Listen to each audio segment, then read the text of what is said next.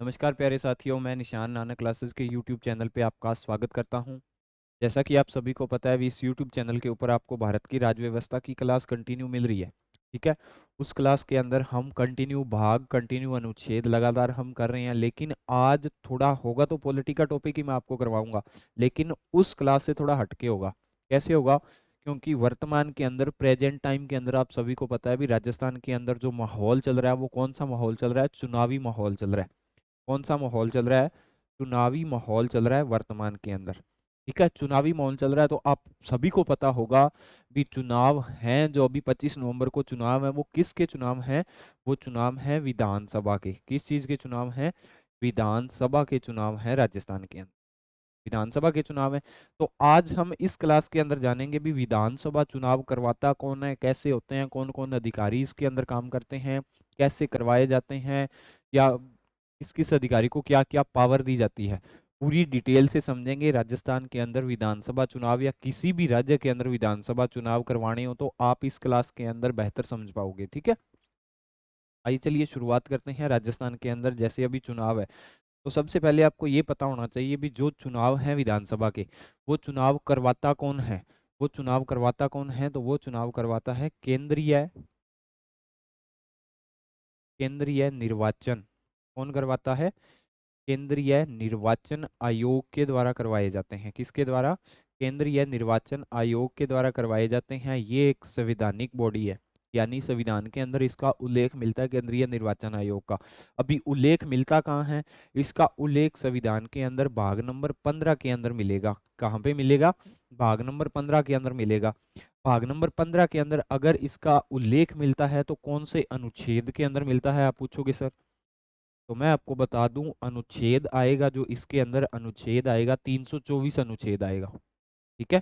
323 तक तो यूपीएससी या स्टेट पीसीएस के बारे में चर्चा की गई है भाग नंबर 14 के अंदर, लेकिन उसके बाद में अनुच्छेद नंबर 15 स्टार्ट हो जाएगा। 15 के अंदर 324 से स्टार्टिंग होगी, एंड होगी। ये सारे के सारे आपको मैं करवाऊंगा। केंद्रीय निर्वाचन आयोग क्या होता है, कौन इसका गठन करता है, कैसे कैसे गठन करता है, इन सब के बारे में चर्चा करेंगे। कहाँ पे करेंगे? जो पॉलिटी की क्लास हमारी प्लेलिस्ट चल रही है, पॉलिटी की प्लेलिस्ट है आपके पास यूट्यूब चैनल पे, आप देख लेना। वहां पे जब इसका नंबर आएगा भाग नंबर 15 का, तो इसको मैं बाई डिटेल वहां पे समझाऊंगा। ठीक है। आज हम चर्चा करते हैं, जैसे राजस्थान के अंदर चुनाव है तो राजस्थान के अंदर चुनाव कौन करवाएगा? केंद्रीय निर्वाचन आयोग करवाएगा। इसके सदस्यों की नियुक्ति राष्ट्रपति के द्वारा की जाती है। संवैधानिक बॉडी है। संविधान के अंदर उल्लेख 15वें भाग के अंदर मिलता है। अनुच्छेद कौन से? 324 अनुच्छेद के अंदर मिलता है। इतने के में कोई दिक्कत नहीं होनी चाहिए। अभी आगे हम देखते हैं भी केंद्रीय निर्वाचन आयोग है जो, ठीक है, ये जो प्रशासनिक ढांचा है ये चुनाव करवाता किस किस के है, आपको ये तो पता होना चाहिए। तो ये चुनाव एक तो करवाएगा राष्ट्रपति का। किसका चुनाव करवाएगा? एक तो राष्ट्रपति का चुनाव करवाएगा। ठीक है। दूसरा किसका करवाएगा? उपराष्ट्रपति का। उप राष्ट्रपति का चुनाव करवाएगा। ठीक है। तीसरा करवाएगा एमपी का चुनाव। एमपी आपको पता है कौन होते हैं? सांसद होते हैं ना, सांसद को बोलते हो आप एमपी, आपको इतना तो पता ही होगा, सांसद को एमपी बोला जाता है। ठीक है। एमपी हो चाहे वो लोकसभा के एमपी हो, चाहे वो किसके हो, चाहे वो प्लस राज्यसभा के एमपी हो, दोनों के चुनाव कौन करवाएगा? ये करवाएगा। और तीसरा इसके अंदर आ जाएगा एमएलए आ जाएंगे। कौन आ जाएंगे? एमएलए, यानी मेंबर ऑफ लेजिस्लेटिव असेंबली और मेंबर ऑफ पार्लियामेंट। ये एमएलए आएंगे। एमएलए कहाँ पे बैठते हैं? एक तो विधानसभा प्लस विधान परिषद। ठीक है। ये एमएलए होंगे, यानी केंद्रीय निर्वाचन आयोग है जिसका उल्लेख भाग नंबर 15 के अंदर दिया गया है, वो चुनाव करवाएगा। तो किन किन के?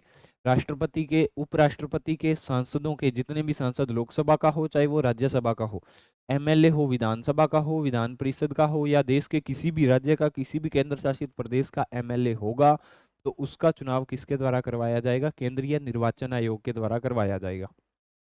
ठीक है। यहाँ तक कोई दिक्कत नहीं होनी चाहिए। अभी जब केंद्रीय निर्वाचन आयोग चुनाव करवाता है तो केंद्रीय निर्वाचन आयोग के पास में अथाह शक्तियां होती है, सबसे बड़ी पावर होती है केंद्रीय निर्वाचन आयोग के हाथ में। अगर तो लोकसभा का चुनाव हो तो केंद्र के अंदर सबसे ज्यादा मजबूत होगा जो सुप्रीम कोर्ट के बाद, तो केंद्रीय निर्वाचन आयोग होगा। अगर राज्यों के अंदर चुनाव हो तो राज्यों के अंदर सारी की सारी पावर किसको दे दी जाती है? केंद्रीय निर्वाचन आयोग को दे दी जाती है। ये जो आचार संहिता, कोड ऑफ कंडक्ट का आपने नाम सुना होगा, ये लगाई जाती है ना, ये इसलिए लगाई जाती है ताकि केंद्रीय निर्वाचन आयोग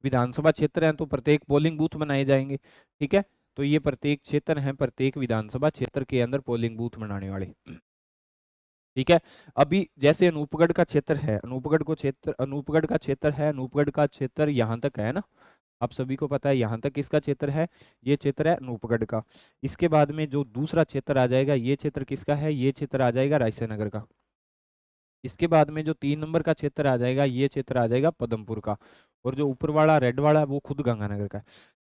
इन अनूपगढ़ क्षेत्र को कौन देख रहा है, एक रिटर्निंग ऑफिसर देख रहा है। कौन देख रहा है, सिर्फ एक रिटर्निंग ऑफिसर देख रहा है। और जो अनूपगढ़ के अंदर के जो विधानसभा क्षेत्र हैं, ठीक है, विधानसभा क्षेत्र के अंदर के जो पोलिंग बूथ है, जैसे रावड़ा का हो गया, रावड़ा की पंचायतों का हो गया, उन सब के लिए क्या नियुक्त किया जाता है, एक पीओ नियुक्त किया जाता है, जिसको प्रेजाइडिंग ऑफिसर बोलते हैं। क्या बोलते हैं, जिसको प्रेजाइडिंग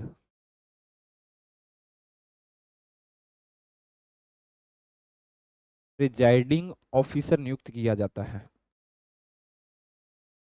इसके द्वारा नियुक्त किया जाएगा, ये आरओ के द्वारा नियुक्त किया जाएगा। जैसे अभी रावला का चुनाव हो रहा है, रावला के अंदर, रावला एक क्षेत्र है, तहसील है, ठीक है, उस तहसील के अंदर चुनाव हो रहा है, तो उस तहसील के अंदर जितनी भी पंचायतें आएंगी, उन पंचायतों के ऊपर क्या होगा, एक प्रोजाइडिंग ऑफिसर नियुक्त किया जाएगा। किसके द्वारा, आरओ के द्वारा नियुक्त किया जाएगा। अभी जैसे ये गड़साना क्षेत्र है, तो गड़साना क्षेत्र के अंदर जितने भी स्कूल आ जाएंगे, जितने भी पोलिंग बूथ बनाए जाएंगे, वहां पे भी एक क्या किया जाएगा, नियुक्त किया जाएगा, प्रेजाइडिंग ऑफिसर नियुक्त किया जाएगा। फिर ये तीसरा क्षेत्र आ गया, तीसरे क्षेत्र के अंदर भी क्या किया जाता है, एक प्रोजाइडिंग ऑफिसर। और चौथे क्षेत्र के लिए भी एक प्रोजाइडिंग ऑफिसर नियुक्त किया जाता है। यानी जितने भी आपके क्षेत्र होंगे, जितने भी आपके जिले के अंदर आपने पोलिंग बूथ या आपने विधानसभा क्षेत्र के अंदर पोलिंग बूथ बनाए होंगे, उन सभी पोलिंग बूथ के लिए एक प्रोजाइडिंग ऑफिसर आपको बिठाना होता है। वो जिम्मेदारी किसकी होती है, आरओ की जिम्मेदारी होती है। मैं आगे नेक्स्ट स्लाइड पे आपको डिटेल से ये देख लेना। सबसे ऊपर डीएम हो जाएगा, उसके बाद में आरओ हो जाएगा, और उसके बाद में पीयू हो जाएगा। 3 ऑफिसर बता दिए मैंने आपको। अभी फिर चलते हैं, देख लेना। यहाँ पे बैठ गए ना, अनूपगढ़ विधानसभा के अंदर तीन तीन अधिकारी बैठ के, सबसे बड़ा कौन है, डीएम है सबसे बड़ा। डीएम से छोटा फिर आ जाएगा आरओ, आरओ से छोटा क्या आ जाएगा, प्रेजाइडिंग ऑफिसर। अभी रावला क्षेत्र है, तो रावला क्षेत्र के अंदर बहुत से स्कूल हैं, जहाँ पे जैसे रावला की जितनी भी पंचायतें हैं, 3-4 पंचायतें हैं रावला के अंदर, जैसे रावला हो गया, नो पीएचडी हो गया, इधर बहुत से क्षेत्र हैं। तो प्रत्येक क्षेत्र के अंदर क्या होगा, जैसे अब ये एक पीओ होता है ना, इस पीओ को जिम्मेदारी दी जाती है, 3 या 4 पोलिंग बूथ की जिम्मेदारी इस बंदे को दी जाती है। ठीक है, जैसे आपको रावला क्षेत्र के अंदर जितनी भी पंचायतें हैं, जितनी भी पोलिंग बूथ, यानी जिन जिन स्कूलों के अंदर चुनाव होगा, या जिन जिन जहां जहां पे चुनाव होगा रावला तहसील के अंदर, उन सभी को कौन लीड करेगा, उन सभी को पीओ लीड करेगा, यानी प्रेजाइडिंग ऑफिसर लीड करेगा। समझ में आ गई बात, यहाँ तक दिक्कत नहीं है।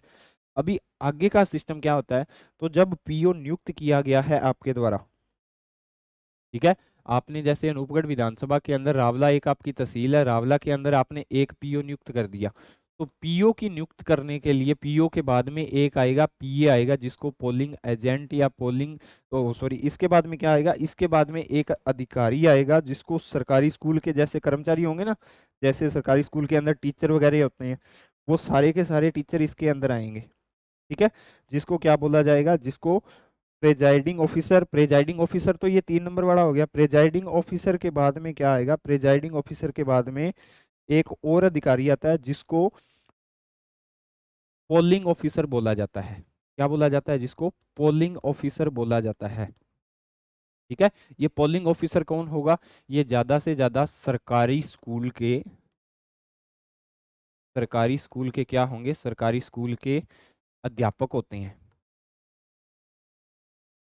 क्या होंगे, सरकारी स्कूल के अध्यापक होंगे। ये ज्यादा से ज्यादा जो पोलिंग ऑफिसर होगा ना, पोलिंग ऑफिसर, वो क्या होगा, सरकारी स्कूल का अध्यापक होगा। ये गंगानगर जिले के अंदर, ये एक विधानसभा क्षेत्र के अंदर, और ये प्रत्येक जहां जहां पे वोट हो रहे हैं वहां वहां पे, जैसे तहसील के अंदर एक हो गया, आप ऐसे मान सकते हो। अभी अनूपगढ़ के अंदर 3 तहसीलें हैं, तो ये प्रत्येक अनूपगढ़ के अंदर 3 या 4 होगा। ठीक है, और ये प्रत्येक जहां जहां पे पोलिंग बूथ बनाया गया है वहां वहां पे होंगे। अच्छा, ये 3 प्रकार के होते हैं, 1 नंबर, 2 नंबर और 3 नंबर। जो 1 नंबर वाला होगा वो तो क्या होगा, 1 और 2 वाले तो सरकारी टीचर होंगे, सरकारी स्कूल के अध्यापक। 3 नंबर वाला क्या होगा, 3 नंबर वाला होगा बैंकिंग कर्मचारी। क्या होगा, बैंकिंग कर्मचारी होगा 3 नंबर वाला। कहाँ का होगा?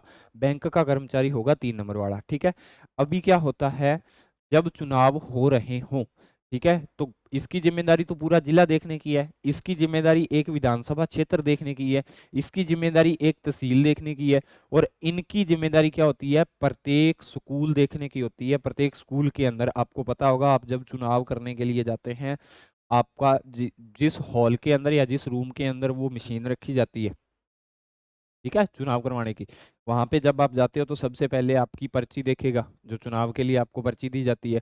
उसके बाद में फिर आप आगे जाओगे, आगे जाने के बाद में क्या किया जाता है, आपकी यहाँ पे स्याही लगाई जाती है, फिर आप चुनाव करते हो, तो वो सारा सिस्टम होता है ना। तो वो सारा सिस्टम कौन करवाते हैं? ये पॉलिटिकल जो ऑफिसर होते हैं ना, पॉलिसी ऑफिसर, वो सरकारी स्कूल के जो अध्यापक होते हैं, ये सारा काम उनका होता है। लेकिन जो बैंकिंग के कर्मचारी होते हैं, उनका क्या काम होता है? उनका ये काम होता है भी जब भी कोई कैंडिडेट चुनाव डालने के लिए गया, ठीक है, तो वो यहाँ पे बैठा है। जब आप कोई भी वोट डालने के लिए गए, तो जो मशीन है, इलेक्ट्रिशियन मशीन होती है, आपको पता है भी, जब आप जाओगे उसके अंदर लाइट तब ही ऑन करेगा जब आपने चुनाव डाल दिया। चुनाव डालने के बाद में आगे वाला कैंडिडेट तब तक आएगा जब तक उस लाइट के अंदर क्या होगा, उस मशीन के अंदर लाइट ऑफ करेगा। तो ये सारी की सारी जिम्मेदारी किसकी होती है? ये बैंकिंग कर्मचारी की जिम्मेदारी होती है। या सीधा सीधा आप बोल सकते हो भी, कंप्यूटर से संबंधित जितने भी काम होते हैं, ठीक है, या इलेक्ट्रिशियन से संबंधित जितने भी काम होते हैं, वो सारे के सारे किसके होते हैं? बैंकिंग कर्मचारियों के होते हैं। क्योंकि आप सभी को पता है भी, बैंक के अंदर जो भी कर्मचारी होगा, उन सभी को क्या होगा, कंप्यूटर तो अच्छे से ही चलाना आता है ना, सबको कंप्यूटर तो आता ही है चलाना। तो इसीलिए इनको रखा जाता है 3 नंबर के कर्मचारियों के अंदर रखा जाता है। अभी प्रत्येक जिले के अंदर एक डीएम होगा, और प्रत्येक विधानसभा के अंदर एक आरओ यानी रिटर्निंग ऑफिसर होगा। प्रत्येक तहसील के अंदर आरओ के अंडर में क्या होगा, एक पोलिंग ऑफिसर होगा, या जिसको प्रेजाइडिंग ऑफिसर बोलते हो। और प्रेजाइडिंग ऑफिसर के अंडर में 3 या 4 क्या होंगे, पोलिंग ऑफिसर होंगे। ठीक है, और 5 नंबर पे जो आ जाएगा, 5 नंबर पे आ जाएंगे पीए, जिसको आप बोला जाता है पोलिंग एजेंट बोला जाता है। जब भी आप अपने क्षेत्र के अंदर या स्कूल के अंदर चुनाव डालने के लिए जाओगे, तो आपकी जो पर्चियां होती है, उस पर्चियों का मेल करवा के, या आपका नाम और पता ढूंढ के आपको ये बोला जाता है ना भी, चाचा इस पार्टी को वोट देना, चाचा इस पार्टी को वोट देना। तो वो सारे के सारे ये क्या होते हैं? पोलिंग एजेंट होते हैं। ये प्रत्येक पार्टी के अपने अपने होते हैं, अलग अलग। ठीक है, तो ये क्या होते हैं? ये प्राइवेट होते हैं। क्या होते हैं? ये प्राइवेट होते हैं। और ये सारे के सारे कर्मचारी क्या होंगे? ये सारे के सारे कर्मचारी सरकारी होंगे। सारे के सारे कर्मचारी क्या होंगे? सरकारी होंगे। ठीक है, अभी जैसे उदाहरण के लिए इनका काम क्या होगा? इनका काम होगा भी आपकी जो पर्ची चेक करना, या आपके अंगुली के ऊपर स्याही लगाना। और जो 3 नंबर का बैंकिंग कर्मचारी होगा, इसका काम क्या होगा? उस वीवीपैट मशीन के अंदर, इलेक्ट्रॉनिक मशीन के अंदर लाइट ऑन करना या लाइट ऑफ करना, इतना काम इसका होता है। यहाँ तक किसी को कोई दिक्कत? अभी जैसे चुनाव चुनाव का समय ज्यादा से ज्यादा निर्धारित कौन करता है भी? जैसे नक्सलवाद का एरिया हो, तो चुनाव का समय डीएम डिसाइड करेगा। प्रत्येक जिले के अंदर डीएम के द्वारा डिसाइड किया जाता है। अभी जैसे साधारण क्षेत्र हो, तो साधारण क्षेत्र के अंदर 10 से 6 बजे तक चुनाव होते हैं। ठीक है, अगर नक्सलवाद का एरिया हो, तो 10 से लेके कहाँ तक चुनाव होंगे? 10 से लेके 4 बजे तक चुनाव होते हैं। ठीक है, यहाँ तक किसी को कोई दिक्कत? अभी चुनाव आए, चुनाव खत्म हो गए, यानी जितनी वोटिंग होनी थी उतनी वोटिंग होगी। इसके बाद में क्या किया जाता है? इसके बाद में इन सब का काम क्या होगा? इन सब का काम हम देखते हैं। जो होगा ना, ये पोलिंग ऑफिसर होते हैं। जो क्या होते हैं? पोलिंग ऑफिसर होते हैं। ठीक है, इनका क्या काम होगा? इनके द्वारा जितने भी, मतलब कि इसके बॉक्स बनाए जाएंगे, ठीक है, इनके जितने भी बॉक्स बनाए जाएंगे, उन बॉक्स को समेट के, ठीक है, उन बॉक्स को इकट्ठा करके उनके ऊपर क्या लगा दी जाती है? फिर सील लगा दी जाती है। सारे के सारे बॉक्स के अंदर यहाँ पे क्या लगा दी जाती है? यहाँ पे सील लगा दी जाती है। और ये सील किसके द्वारा लगाई जाती है? ये मैं आपको अभी बताऊंगा। इन बॉक्स को इकट्ठा किया, ठीक है, इन बॉक्स को किसको देंगे? ये देंगे प्रेजाइडिंग ऑफिसर को। किसको देंगे? ये प्रेजाइडिंग ऑफिसर। किसको देंगे? प्रेजाइडिंग ऑफिसर को ये बॉक्स पकड़ाते हैं प्रेजाइडिंग ऑफिसर। फिर प्रेजाइडिंग ऑफिसर इनके ऊपर सील लगाता है। किसके सामने सील लगाता है? जो जो कैंडिडेट चुनाव के अंदर खड़े थे, ठीक है, चाहे 5 हो, चाहे 10 हो, चाहे 3 हो, चाहे 2 हो, सारे के सारे आएंगे और उन सभी सारे के सामने जितने भी व्यक्ति कैंडिडेट हैं उन सभी के सामने इन बॉक्स के ऊपर सील लगाई जाएगी। ठीक है, फिर ये किसको दिए जाएंगे, फिर ये प्रेजाइडिंग ऑफिसर को दिए जाएंगे। पोलिंग ऑफिसर का काम यहाँ तक ही था, इनका काम यहाँ पर खत्म हो जाता है। फिर प्रेजाइडिंग ऑफिसर के द्वारा क्या किया जाता है, प्रोजाइडिंग ऑफिसर इन बॉक्सेज को कहाँ पे लेके जाएगा, प्रोजाइडिंग ऑफिसर इस बॉक्सेज को लेके जाएगा आरओ के पास। आरओ यानी रिटर्निंग ऑफिसर। कौन होगा, आरओ रिटर्निंग ऑफिसर होगा। ठीक है, प्रत्येक प्रिजाइडिंग ऑफिसर किसके पास लेके जाएगा वो बॉक्सेस को, रिटर्निंग ऑफिसर के पास। और रिटर्निंग ऑफिसर प्रत्येक विधानसभा क्षेत्र के अंदर एक होता है, मैंने आपको बताया था। आरओ आरओ के पास अभी आगे बॉक्स सारे विधानसभा क्षेत्र के, जैसे अभी अनूपगढ़ विधानसभा के क्षेत्र के जितने भी बॉक्स हैं, रावला गढ़साना या जितने भी क्षेत्र हैं अनूपगढ़ के, जहां जहां पे पोलिंग बूथ बनाए जाएंगे, उन सभी के बॉक्स एक आरओ के पास आगे। अभी ये आरओ उन बॉक्सेज को, एक आरओ अनूपगढ़ का, एक रायसेन नगर का, एक पदमपुर का और एक खुद गंगानगर का, 4 आरओ जितने भी बॉक्स होंगे वो कहाँ पे लेके जाएंगे, वो लेके जाएंगे डीएम के पास। कहाँ पे लेके जाएंगे, वो कलेक्टर के पास लेके जाएंगे, वो डीएम के पास लेके जाएंगे। और डीएम उस बॉक्सेज को सभी कैंडिडेट के सामने कहाँ पे रखेगा, एक स्कूल के अंदर। ये स्कूल कब नियुक्त किया जाता है, ये चुनाव होने से पहले डीएम के द्वारा निर्धारित कर दिया जाता है। ठीक है, कई बार तो डीएम अपने बंगले के अंदर ही रखवा लेता है, लेकिन कई बार सरकारी स्कूल नियुक्त किया जाता है और सरकारी स्कूल नियुक्त करने के बाद में उसकी अच्छे से तारबंदी करके जितनी भी पैरामिलिट्री फोर्सेज उसको चाहिए उन सभी की उसके आसपास ड्यूटी लगवा के, ठीक है, मतलब पैरामिलिट्री फोर्सेज बीएसएफ के जवान तैनात करके उस स्कूल को बनाया जाता है। उस स्कूल की सुरक्षा के लिए डीएम जितनी भी चाहे सिक्योरिटी ले सकता है। ठीक है, फिर पूरे के पूरे बॉक्स सभी कैंडिडेट के सामने यहाँ पे रखे जाएंगे, कहाँ पे, डीएम को दे दिए जाएंगे। और डीएम उनको कहाँ पे रखेगा, उस स्कूल के अंदर रखेगा। उस स्कूल को क्या कहा जाता है, स्ट्रॉन्ग रूम कहा जाता है। क्या कहा जाता है उस स्कूल को, स्ट्रॉन्ग रूम कहा जाता है उस स्कूल को। ठीक है, जैसे अभी राजस्थान के अंदर 25 नवंबर को चुनाव है, 25/11 को, और 3/12 को रिजल्ट आएगा। ठीक है, लेकिन ये बीच का जो 7-8 दिन का समय है, ये 7-8 दिन पे जहाँ पे इनको रखा जाएगा उनको क्या बोला जाएगा, स्ट्रॉन्ग रूम बोला जाएगा। ये होता है स्ट्रॉन्ग रूम, और इसकी सुरक्षा डीएम के हाथ में होती है। जितना भी आवश्यकता पड़े सिक्योरिटी की, वो सारी की सारी निर्वाचन आयोग से डीएम क्या कर सकता है, निर्वाचन आयोग से मांग सकता है। समझ में आ गई ना बात। आप सभी को पता होगा स्ट्रॉन्ग रूम सबसे स्ट्रॉन्ग होता है, इसीलिए इसका नाम शायद स्ट्रॉन्ग रूम रखा गया है। अभी क्या होता है, अभी जैसे 3 तारीख आई तो 3 तारीख को क्या होगा, 3 तारीख को इसके अंदर बॉक्स पड़े हैं स्ट्रॉन्ग रूम के अंदर, डीएम जाएगा वहां पे, जितने भी कैंडिडेट होंगे वो सारे के सारे जाएंगे। ठीक है, जितने भी कैंडिडेट चुनाव के अंदर खड़े हैं वो सारे के सारे आएंगे, खुद डीएम जाएगा। डीएम के जाने के बाद में जो बॉक्सेज इसके अंदर रखे गए हैं, या जितने भी कैंडिडेट हैं चुनाव के अंदर खड़े, वो बॉक्सेज इसके अंदर रखे गए हैं, वो सारे के सारे आएंगे। तो उन कैंडिडेट के सामने उन बॉक्सेज की सील को क्या करा जाएगा, उन बॉक्सेज के ऊपर जो सील या ठप्पा लगाया जाता है उनको तोड़ा जाएगा। इसके सामने, कैंडिडेट के सामने तोड़ा जाएगा। अब ये देखो आपके सामने सील लगाई थी और आपके सामने इसको तोड़ रहे हैं। समझ में आ गई ना, कौन तोड़ेगा, डीएम तोड़ेगा। और इसके बाद में जो चुनाव होगा या जो वोटों की गिनती होगी वो शुरू हो जाएगी, और 2 या 3 घंटे के बाद में रिजल्ट घोषित कर दिया जाता है, ये पार्टी क्या होगी, विनर होगी। समझ में आ गई बात।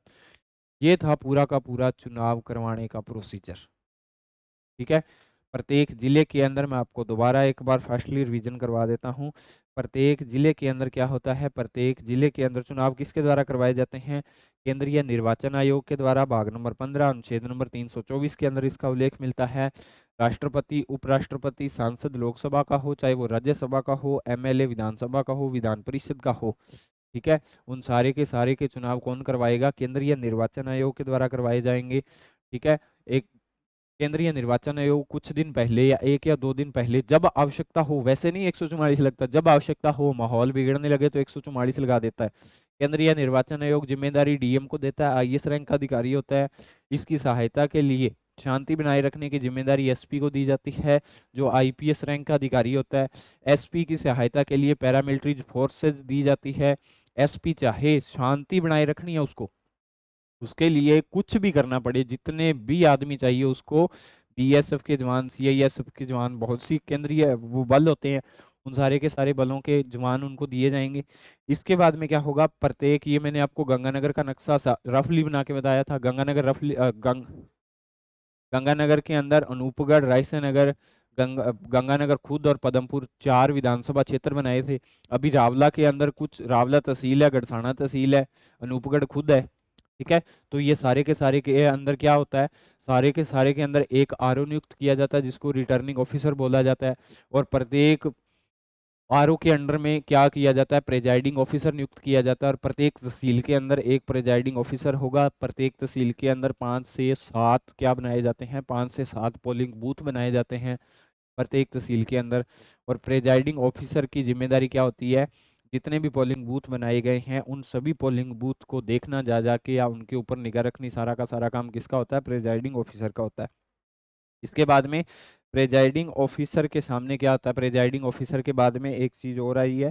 प्रेजाइडिंग ऑफिसर के बाद में क्या होता है, प्रेजाइडिंग ऑफिसर के बाद में आपको एक क्या होगा, आपको पोलिंग ऑफिसर भी आपको आवश्यकता पड़ेगी। पोलिंग ऑफिसर कौन होते हैं, सरकारी स्कूल के अध्यापक होते हैं। 3 प्रकार के होते हैं, पहले 2 तो सरकारी स्कूल के अध्यापक होंगे, लेकिन तीसरा जो पोलिंग ऑफिसर होगा वो कौन होगा, वो बैंकिंग कर्मचारी या डाक विभाग से लाए जाएंगे। इनको क्यों लाया जाता है, क्योंकि सरकारी स्कूल के टीचर हैं जो, उनको क्या होता है, कंप्यूटर के बारे में इतनी जानकारी नहीं होती।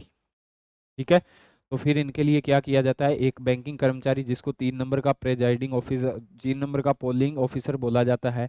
पोलिंग ऑफिसर के बाद में पोलिंग एजेंट होते हैं जो प्रत्येक पार्टी का खुद का एक एक बार अड्डा लगा के बैठे होंगे, टेंट लगा के, आपको आपने देखा ही होगा। ठीक है, इनका काम आपकी पर्ची चेक करना, आपका आधार कार्ड चेक करना, इसका काम होता है आपके अंगूठे के ऊपर शाही लगाना, इसका काम होता है आप जब जाओगे तो वीवीपैट मशीन के अंदर क्या होगा, वीवीपैट मशीन के अंदर लाइट ऑफ करेगा या ऑन करेगा, ये इनका काम होता है।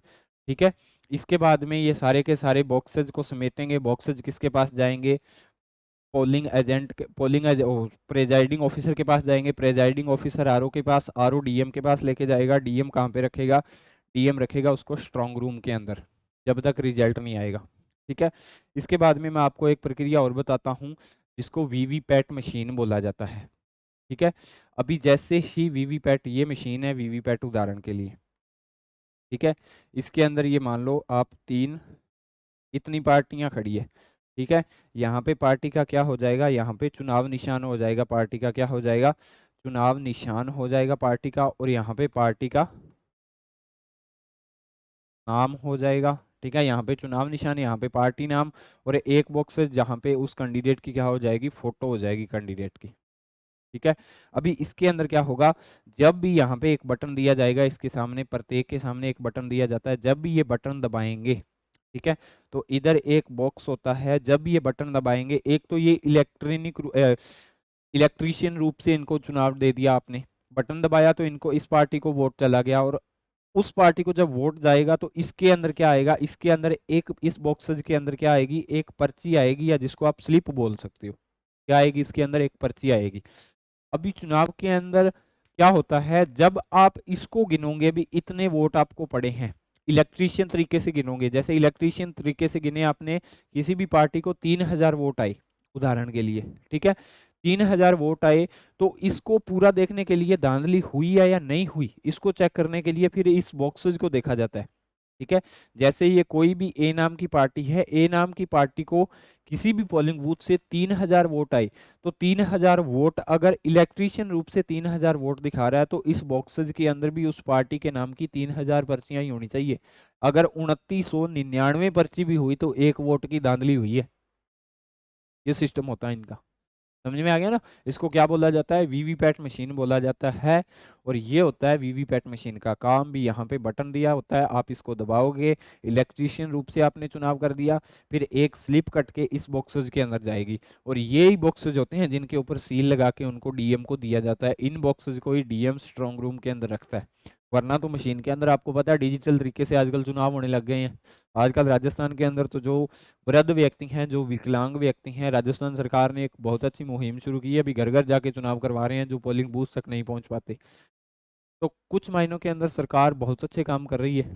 ठीक है, तो ये थी पूरी की पूरी विधानसभा चुनाव की प्रक्रिया। उम्मीद करता हूँ आपको अच्छी लगी होगी ये प्रक्रिया।